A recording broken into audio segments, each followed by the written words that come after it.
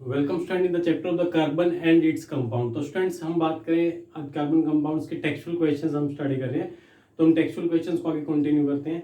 तो स्टूडेंट्स आपके NCERT book में पेज नंबर 68 पर टेक्सचुअल क्वेश्चन नंबर 4 की हम बात करें। तो क्वेश्चन है draw the structure of the following compounds. तो वहां पर कुछ कंपाउंड्स दिए हैं तो उनकी आपको स्ट्रक्चर जो है वो ड्रॉ करना है। ठीक है, तो सबसे पहला कंपाउंड दिया है इथेनोइक एसिड। तो इथेनोइक एसिड का स्ट्रक्चर कैसे ड्रॉ करोगे?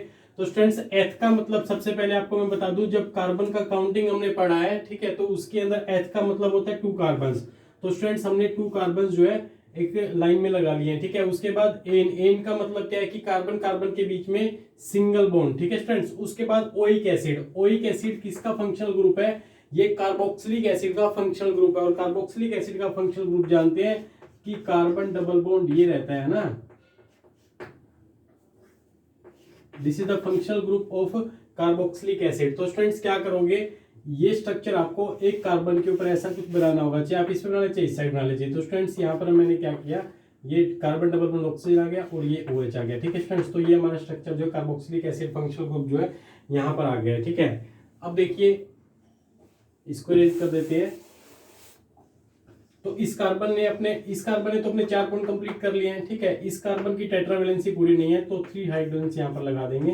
तो स्टूडेंट्स ये हो जाएगा स्ट्रक्चर इथेनोइक एसिड का। ठीक है, ओइक एसिड मतलब कार्बोक्सिलिक ग्रुप आपको यहाँ पर लगाना होता है। समझ में आ गया? उसके बाद ब्यूटेनोन। ब्यूटेनोन, ब्यूट का मतलब क्या होता है स्टूडेंट? देखिए, जब भी आपके सामने आईयूपीएससी कंपाउंड कोई दिया हो ना और उसका स्ट्रक्चर बनाना, तो उसके नेम के ऊपर सबसे पहले ये देखो कि स्टार्टिंग में क्या दिया, ब्यूट दिया। तो ब्यूट का मतलब होता है कि 4 कार्बन्स। देखो मेथ एथ प्रो ब्यूट 4 कार्बन्स हो गए। ब्यूट का मतलब, इन का मतलब क्या है, इनके बीच में सिंगल बॉन्ड। ओन का मतलब क्या है कि कीटोन ग्रुप आएगा। कीटोन ग्रुप हमेशा कार्बन चेन के बीच में आता है। तो स्टूडेंट्स आप कीटोनिक ग्रुप जो है चाहे इस पे लगा लीजिए चाहे यहाँ पर लगा लीजिए, तो ये फंक्शनल ग्रुप आपको लगाना है। तो मैंने सपोज यहाँ पर जो है कीटोनिक ग्रुप लगा दिया, कीटोन ग्रुप लगा दिया। तो स्टूडेंट्स अब क्या करेंगे, टेट्रावैलेंसी का ध्यान रखते हुए हाइड्रोजन लगा देंगे। तो ये हो गया ब्यूटेनोन का स्ट्रक्चर। ठीक है स्टूडेंट्स, उसके बाद स्टूडेंट्स ब्रोमोपेंटेन। ब्रोमोपेंटेन का स्ट्रक्चर आपको ड्रॉ करना है। तो ब्रोमो का मतलब क्या है, Br। पेंट का मतलब क्या है, 5 कार्बन। तो 5 कार्बन एक लाइन में लगा लीजिए। ठीक है, 1 2 3 4 5। एन का मतलब क्या है, सिंगल बॉन्ड। ठीक है, ब्रोमो का मतलब क्या है, ब्रोमो का मतलब ये है कि यहाँ पर एक हेलोजन आएगा। ठीक है, कौन सा, Br। तो Br एक हेलोजन है, तो यहाँ पर हम Br लगा लेंगे टर्मिनल पे, चाहे इस साइड लगा लीजिए चाहे इस साइड, एक ही बात है। ठीक है, तो अब देखिए यहाँ पर कार्बन की टेट्रावैलेंसी का ध्यान रखते हुए मैं हाइड्रोजन जोड़ने हैं। तो 2 हाइड्रोजन यहाँ पर आ जाएंगे। ठीक है, 2 हाइड्रोजन यहाँ आएंगे और 2 हाइड्रोजन यहाँ पर आ जाएंगे। ठीक है स्टूडेंट्स, तो इस तरह से ब्रोमोपेंटेन का स्ट्रक्चर जो है वो कंप्लीट हो गया। ठीक है, उसके बाद हेक्सेनल। हेक्सेनल का स्ट्रक्चर में, तो हेक्स का मतलब क्या होता है स्टूडेंट्स, हेक्स का मतलब होता है 6 कार्बन्स। ठीक है, तो 1 2 3 4 5 6 कार्बन्स लाइन में लगा लीजिए। एन का मतलब क्या है कि इनके बीच में सिंगल बॉन्ड। इतना काम होने के बाद अल, अल मतलब एल्डिहाइड ग्रुप। एल्डिहाइड ग्रुप हमेशा टर्मिनल पे आएगा, चाहे इस कार्बन पे लगा लीजिए चाहे इस कार्बन पे। तो एल्डिहाइड ग्रुप क्या होता है, अगर आपको याद नहीं है तो पीछे जो वीडियोस है उनको देख लीजिए। कीटोनिक ग्रुप, कार्बोक्सिलिक ग्रुप, ये सभी ग्रुप्स जो है आपको वीडियो में एक्सप्लेन किए हुए हैं। तो स्टूडेंट्स एल्डिहाइड ग्रुप होते हैं ये, तो टर्मिनल पे ये ग्रुप आ जाएगा। ठीक है, उसके बाद आपको हाइड्रोजन जो है वो ऐड करने हैं, सिर्फ टेट्रावैलेंसी का ध्यान रखते हुए स्टूडेंट्स। ठीक है, तो यहाँ पर हाइड्रोजन आ जाएंगे। ठीक है, तो यहाँ भी हाइड्रोजन आ गए। टेट्रावैलेंसी मतलब कार्बन 4 बॉन्ड जरूर बनाए, 4 बॉन्ड का ध्यान रखते हुए आपको हाइड्रोजन जो है वो जोड़ने होते हैं। ठीक है स्टूडेंट्स, तो ये हो गया हमारा जो है स्ट्रक्चर किसके लिए, सभी इन कंपाउंड्स के लिए। ठीक है स्टूडेंट्स, तो आप इसका स्क्रीनशॉट लीजिए। अभी क्वेश्चन ये कंप्लीट नहीं हुआ है। अभी क्वेश्चन में ये कहना चाहता है कि भाई ये जो आपने स्ट्रक्चर्स बनाई है इसमें एक कंपाउंड है ब्रोमोपेंटेन। तो ब्रोमोपेंटेन की आप पॉसिबल आइसोमर्स बना के दिखाइए। तो स्टूडेंट्स इसके बाद हम आइसोमर पढ़ेंगे ब्रोमोपेंटेन के। एक स्ट्रक्चर तो ये बना ही हुआ है। ठीक है, तो इसके अलावा कितने स्ट्रक्चर्स और पॉसिबल है। आइसोमर्स मींस क्या होते हैं कि सेम फॉर्मूला डिफरेंट स्ट्रक्चर। तो स्टूडेंट्स इसके ब्रोमोपेंटेन के कुछ आइसोमर्स जो है वो भी हमें इस क्वेश्चन के आंसर बनाने होंगे। तो एक बार ये 4 जो आईयूपीएससी है इनकी स्ट्रक्चर्स का आप स्क्रीनशॉट ले लीजिए। तो स्टूडेंट्स ब्रोमोपेंटेन के लिए आपको स्ट्रक्चरल आइसोमर्स बनाने हैं। तो सबसे पहला स्ट्रक्चर ब्रोमोपेंटेन का क्या बनेगा, इसका आइसोमर होगा सिंपल कार्बन चेन लीजिए।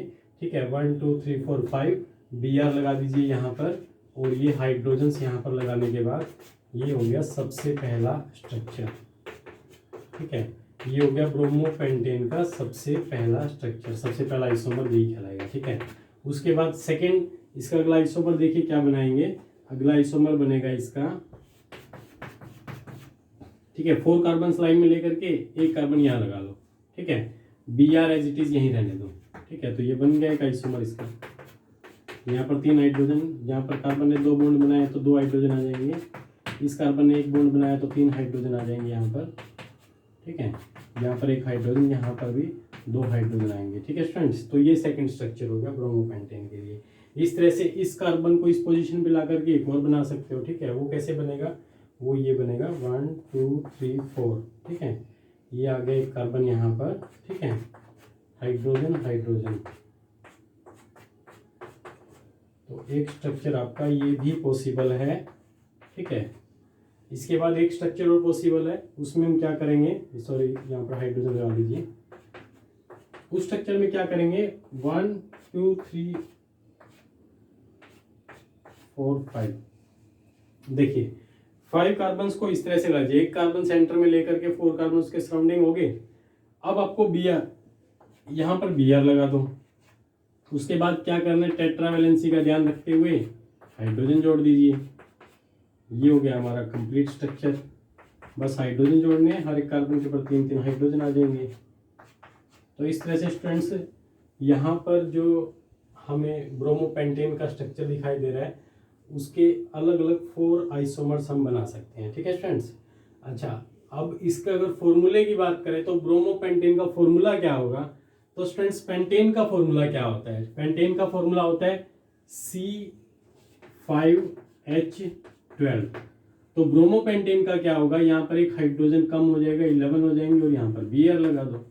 So this is the formula of bromopentane. ये ब्रोमोपेंटेन का फॉर्मूला हो गया, ठीक है। ये इनके अलग अलग आइसोमर्स हो गए। काउंट कर लीजिए, 1 2 3 4 5 कार्बन हो गए। हाइड्रोजन 1 2 3 4 5 6 7 8 9 10 11, ठीक है। 11 हाइड्रोजन, एक Br हो गया, ठीक है। तो सभी स्ट्रक्चर में देख लीजिए सेम फॉर्मूला, डिफरेंट स्ट्रक्चर, ठीक है। तो ये हमारा क्वेश्चन यहाँ पर कंप्लीट हुआ। नेक्स्ट क्वेश्चन देखिए। तो स्टूडेंट्स क्वेश्चन नंबर 5 क्या कहते हैं, question number 5 textual question NCERT का। तो देखिए क्वेश्चन नंबर 5 में ये पूछ रहा है कि ये जो स्ट्रक्चर्स आपके सामने दिखाई दे रही है इसके IUPAC नेम बताइए, कैसे इसके नेम कंसीडर करेंगे। तो स्टूडेंट्स जैसे कि हमें हमारे सामने जो कंपाउंड दिखा रखा है, सबसे पहला कंपाउंड है CH3CH2Br। तो स्टूडेंट्स इसका IUPAC नेम कैसे लिखोगे, तो जैसे कि हम जानते हैं, देखिए Br एक हेलोजन है, ठीक है। और हेलोजन जब भी कार्बन कंपाउंड्स में आएगा तो इसका हमेशा क्या यूज करते हैं, प्रीफिक्स यूज करते हैं, मतलब नेम से पहले इसको यूज किया जाता है। तो देखिए जैसे कि Br जैसे ही पहले आते हैं इसको हम कंसीडर करते हैं ब्रोमो, Cl पहले आता है तो क्लोरो बोल देते हैं, ठीक है। तो यहाँ पर इसका प्रीफिक्स क्या यूज करेंगे Br का, ब्रोमो, ठीक है। तो bromo is the prefix of Br।